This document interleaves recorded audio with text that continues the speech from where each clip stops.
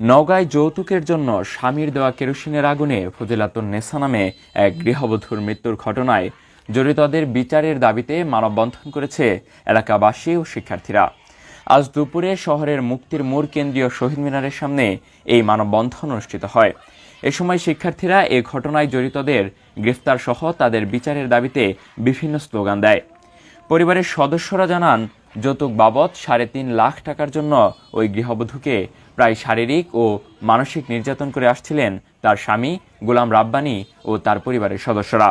এ অবস্থায় গত ২৭ আগস্ট সকালে আবারও তাকে যৌতুকের টাকার জন্য মারধর করে গায়ে কেরোসিন ঢেলে আগুন ধরিয়ে দেওয়া হয়। পরে তাকে ঢাকা মেডিকেল কলেজ হাসপাতালে ভর্তি করা হলে ৮ দিন পর আইসিইউতে চিকিৎসাধীন অবস্থায় মৃত্যু হয় তার।